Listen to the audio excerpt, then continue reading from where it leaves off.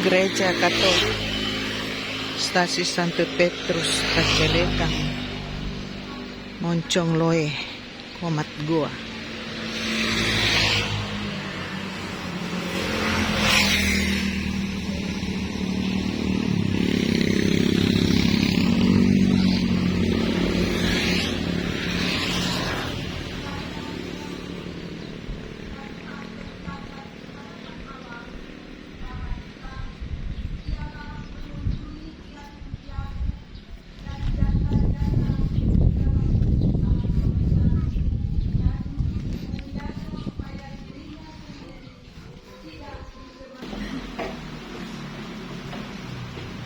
Tuhan bersamamu dan bersama rohmu. Inilah Injil suci menurut Markus. Dimuliakanlah Tuhan. Pada suatu hari, serombongan orang Farisi kita semua umat beriman Gereja Katolik Indonesia boleh membuka permenungan kita tentang kitab suci. Permenungan kita, permenungan hidup kita yang ditimba, yang diinspirasi dari kitab suci. Kata Santo Hieronymus,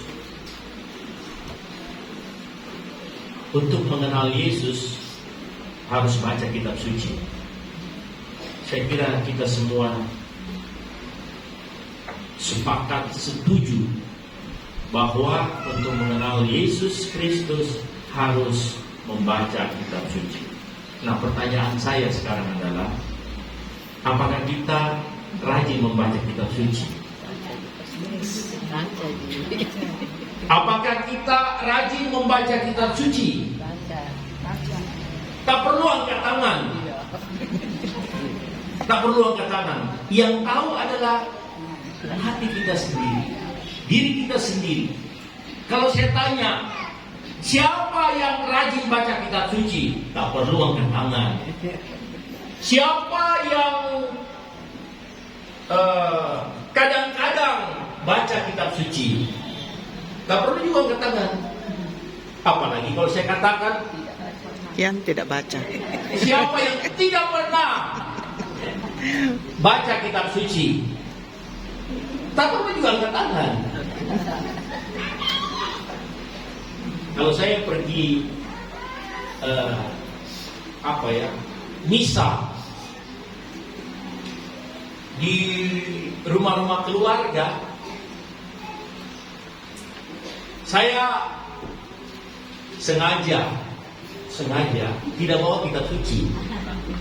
Kalau saya pergi misa rukun, misa syukur kah, dirukun kah, misa peringatan Allah kah, saya sengaja tidak membawa kitab suci. Kenapa saya sengaja tidak membawa kitab suci? Supaya minta tuan rumah ada kitab suci atau tidak. Saya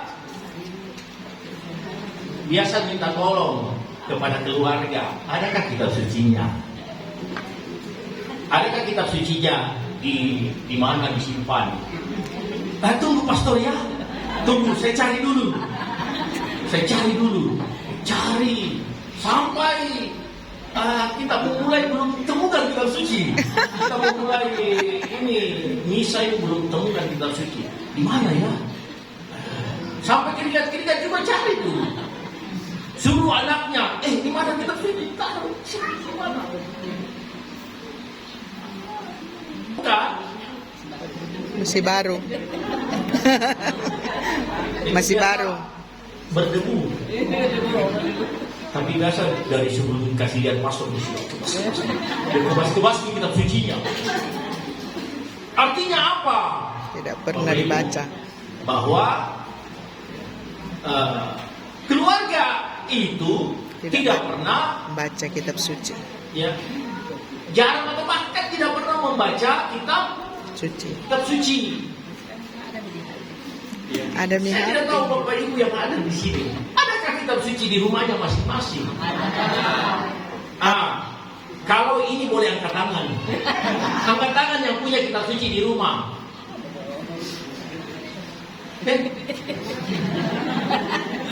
Saya tidak tanya, suci kurang menarik.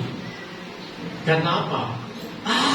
Tulisannya sudah kecil-kecil. Ini kita ini orang tua ini, mata sudah ampat.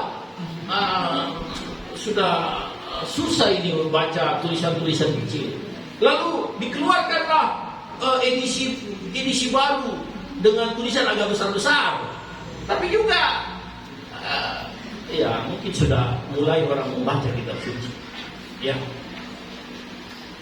Lalu untuk anak-anak kurang menarik itu, tidak ada gambar-gambarnya.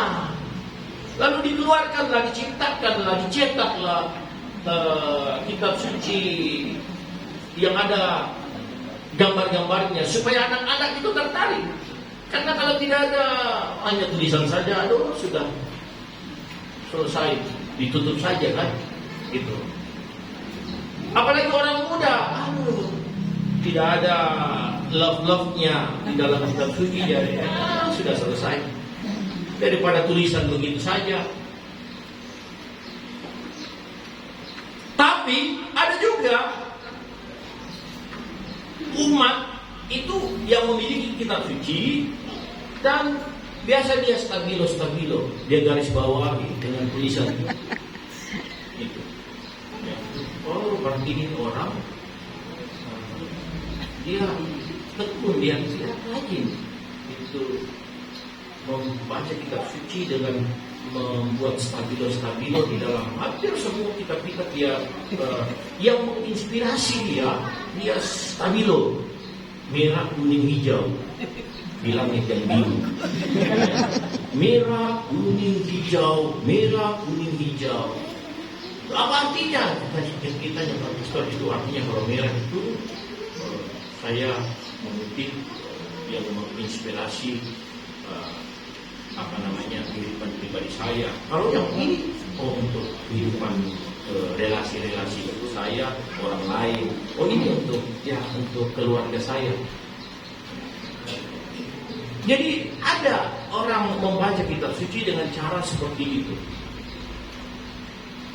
Bapak, Ibu, saudara-saudara yang terkasih, saudara-saudara kita yang Muslim itu sangat ketat sekali dengan harus baca Al-Quran. Mulai anak kecil untuk baca Al-Quran. Bahkan dilombakan. Saya tidak tahu kalau kita pernah dilombakan tidak baca kitab suci. Kalau ada camping sekali, kalau di kampung-kampung ada itu dilombakan lomba baca kitab suci. Bagaimana cara membaca kitab suci yang baik, benar.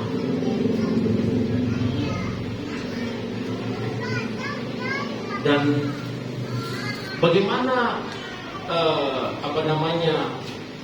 kitab suci itu dirangkai menjadi untayan-untayan, ayat-ayat itu dirangkai menjadi untayan-untayan yang menginspirasi kehidupan manusia. Dan masih banyak hal-hal yang sungguh kreatif yang membantu kita untuk semakin mencintai kitab suci. Memang hanya tulisan-tulisan, tetapi bukan hanya itu yang sekedar tulisan, tapi itu adalah hidup, menghidupkan. Karena itu Yesus yang hidup, yang berbicara di dalam kitab suci adalah Yesus yang hidup, yang menggerakkan kehidupan. Tapi kalau tidak sama sekali, sudah. Bagaimana kita bisa fight, bisa kuat di hadapan orang-orang saudara-saudara kita yang Protestan, yang seringkali keluar, pastor, kita susah ini mengkanter ini. Apa maksudnya kita ayat ini dari saudara-saudara kita yang Protestan? Ya kita tidak bisa jawab apa-apa. Ya, Karena apa? Hanya kegiatan kita datang Ekaristi saja hari itu, datang doa, setelah itu terima komuni, setelah itu dapat berkat, pulang. Pulang, ya entahlah apa dibuat di rumah. Mungkin bekerja lain, bekerja apa, sehari-hari kita bekerja. Tiba hari Minggu begitu saja siklus kita, kehidupan kita. Begitu.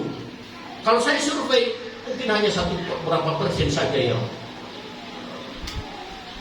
belum ada yang mencari kalau ada orang yang penelitian itu saja mau cari gelar profesornya kah, mau cari gelar apa, survei tingkat kecintaan orang Katolik terhadap kitab suci. Ya. Banyak sejumlah alasan-alasan sehingga apa yang dikatakan Santo Hieronymus untuk mengenali Yesus Kristus, bacalah kitab. Tapi kalau kita tidak mengenal kitab suci, tidak tahu, hanya dengarkan saja ketika dibacakan, itu pun kalau dengarkan, kalau tidak melamun pada saat Ekaristi, wah, apa ya tadi bacaannya?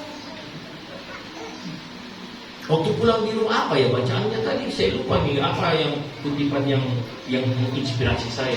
Tapi tidak ada juga kemauan untuk saya buka lagi. Tidak ada. Ya, saya tidak tahu ini apa ya? Sebuah habit, sebuah kebiasaan kita seorang Katolik itu. Ya, memang apakah karena tidak biasa kita tidak usah kita ke gereja bawa kitab suci. Ya memang kita ketika kita mendengarkan sabda Tuhan, kita tidak sedang membaca kitab suci, tapi mendengarkan. Kalau kita di gereja mendengarkan kitab sabda Allah. Allah bersabda kepada kita. Tetapi ketika kita pulang, kita membaca kitab suci. Saya kira kita tidak perlu banyak diajar lagi tentang ini, karena kita sudah banyak makan garam tentang ajaran-ajaran Kristen, kekristenan kita, mendapat katekesi, evangelisasi, kitab suci, ya, dan macam-macam itu. Banyak juga kelompok doa, ada kelompok karismatik di sini, ada sel-selnya merenungkan kitab suci, ada pelatihan mungkin bagaimana mengaplikasikan bacaan ini di dalam kehidupan kita, atau bagaimana cara membawakan renungan firman, membawa firman. Orang pada takut semua, orang pada tidak mau. Kenapa? Tidak mau, tidak bisa menguasai, sekurang-kurangnya bisa menghafallah beberapa kutipan kitab suci, ayat ini ya. Kalau saudara-saudara kita pasal ini berbunyi demikian, wah, kita langsung tidak pede. Ya. Dan inilah kelemahan kita seperti dalam gereja Katolik. Ya. Kita akui itu, ya. Tapi jangan kita tertinggal diam, tidak bisa buat apa-apa. Maka dengan adanya gerakan-gerakan komunitas dengan MGA, mari baca kitab suci, ini sudah kelompok yang sudah besar ini. MGA semua paroki ada, ya. Saya kira semua paroki, dan ada kelompok kelompok WA-nya mungkin ya Pak ya. Sudah ada kelompoknya. Mulai baca kitab Perjanjian Lama, dari kitab Kejadian sampai kitab Wahyu. Berapa kali? Apakah kita bisa, kalau kita niatkan baca kitab suci dari kitab Kejadian mulai tanggal 1 Januari terakhir sampai 31 Desember, apakah kita bisa setia terus? Bahkan ada yang selesai belum sampai 1 tahun sudah selesai, dia ulang lagi. Dia ulang lagi. Itu dari bayangkan setebal ini, siapa yang sanggup baca itu? Kecuali kalau tidak bekerja sehari-hari, mungkin dari pagi sampai malam baca itu terus. Tapi kan kita ini kan diberikan kesempatan untuk membaca kitab suci. Jadi tidak.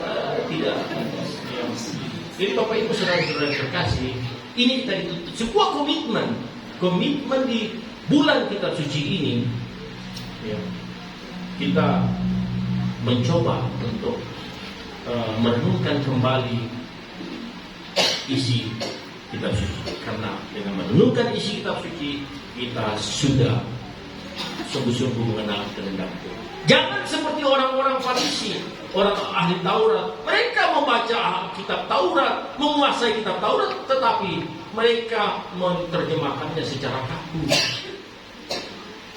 Dalam Injil yang kita dengarkan tadi sudah sangat jelas bahwa orang-orang Farisi, ahli Taurat, penguasa hukum Taurat, baca kitab suci, tetapi justru menentang, menolak apa yang dilakukan oleh Yesus.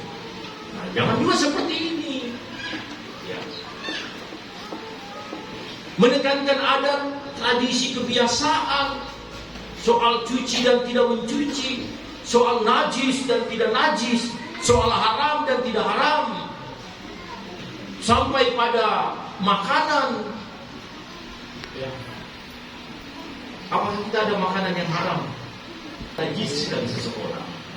Ya, dikatakan menajiskan adalah yang keluar dari karena dalam. semua ini pemberian Tuhan, anugerah Tuhan. Tuhan menciptakan itu, menciptakan babi, menciptakan ayam, menciptakan RW, menciptakan apa? Semua itu diciptakan oleh Allah dan masuk di dalam tubuh kita, tidak menajiskan. Masa yang diciptakan oleh Allah menajiskan? Tidaklah. Itu apa yang ciptaan Allah yang ada di muka bumi ini? Memang manusia yang ciptakan? Tidak, toh Allah yang menciptakan. Kalau Allah yang menciptakan, tidak menajiskan. Yang menajiskan itu adalah yang keluar dari seseorang. Hati. Itulah yang dikatakan di dalam Injil tadi, percabulan. Ini hati ini adalah persimpangan antara kejahatan dan kebaikan. Sekarang kita mau pilih yang mana? Kalau semua dikuasai, hati kita dikuasai oleh percabulan, persinahan, kejahatan, iri, dendam dan seterusnya, maka hancurlah kita, hancurlah hati kita. Tidak ada faedahnya. Biar kita sampai keringat dingin, sampai keluar air mata kita membaca kitab suci, tetapi hati ini tidak mampu mengolah yang baik untuk keluar, ya, untuk keluar, maka itulah yang mengharamkan, itulah yang menajiskan kita. Bapak Ibu saudara-saudara yang terkasih, ini tidak susah, tidak sulit, hanya soal bagaimana kondisi hati kita saat ini, besok dan lusa dan seterusnya, itu selalu memberikan hal yang baik, yang keluar, yang baik, yang itu yang kita halal bagi banyak orang. Sehingga dengan demikian permenungan kita tentang kitab suci dan seluruh perilaku kita itu satu kesatuan yang utuh antara kitab suci, apa yang kita baca di dalam kitab suci, dan implementasinya keluar. Jangan berpikir apa yang masuk, semua enak yang masuklah. Minuman juga enak masuknya, tapi yang tidak enak keluarnya. Keluarnya itu lewat tindakan. Kalau sudah mabuk itu kan keluar, ya. Sudah memukul orang, sudah memukul istri, sudah mengeluarkan kata-kata kotor, itu yang keluar. Itulah yang menajiskan, itu yang membuat dosa. Kalau kalian bapak-bapak yang suka minum miras, tahan itu, tahan untuk tidak mengeluarkan kekerasan dalam keluarga dengan orang lain, ya tenang-tenang saja, tidur saja. walaupun ada akibatnya sakit, walaupun itulah yang mengakibatkan semua apa yang keluar, itulah yang membuat kita semua jadi susah. Jadi ini selalu kita mempertimbangkan semua hal yang membuat hidup kita semakin berkenan di hadapan Tuhan. Dan dengan demikian kita semakin mengenal kehendak Allah di dalam kehidupan kita. Kita resapkan sabda Tuhan ini agar bulan kitab suci ini menginspirasi kita untuk semakin mengenal kehendak Allah di dalam kitab suci. Semoga demikian. Amin.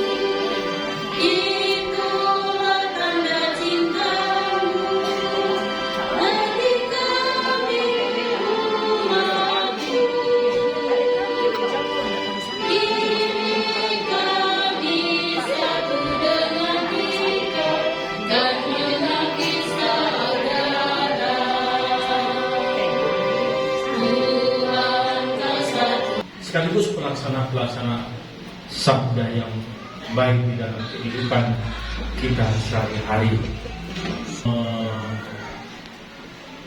realisasikan tema Allah sumber keadilan, supaya kita semua berbuat adil, ya, tidak hanya berbuat benar, tapi berbuat adil juga bagi semua orang yang membutuhkan perhatian pertolongan kita, yang sudah diwujudkan oleh kelompok bersamamu dan bersamamu. Semoga saudara-saudari sekalian dan orang-orang yang kita doakan dalam perayaan ini senantiasa dibimbing, dilindungi dan diberkati oleh Allah yang Maha Kuasa, Bapa dan Putera dan Roh Kudus.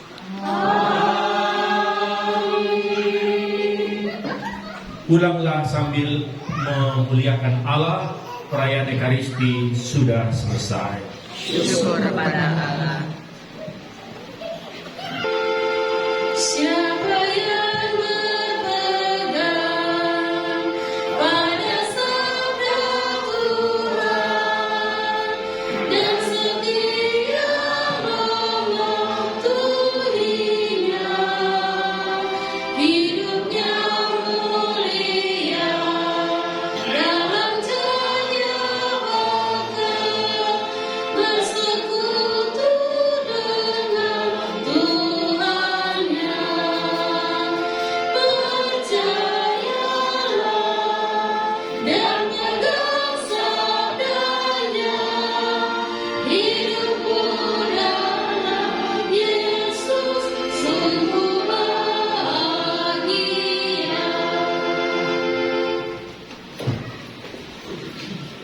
Bapak Ibu, demi kelancaran program dan rencana kunjungan Bapak Ibu, saudara-saudara dari Prismatik, kami serahkan kepada Bunda Siska untuk mengatur seturut dengan rencana yang sudah direncanakan oleh saudara-saudara kita. Sekali lagi kami mengucapkan terima kasih atas kunjungannya ke tempat kami. Tadi Pastor bilang kami di pelosok, sungguh luar biasa kami di pelosok, tetapi kami bersuka cita. Kami sungguh diperhatikan dan diingat oleh saudara-saudara yang ada di pusat kota, sehingga hari ini kami mendapatkan kunjungan yang sangat luar biasa buat kami. Sekali lagi terima kasih. Tuhan berkati perjalanan kehidupan Bapak Ibu selanjutnya.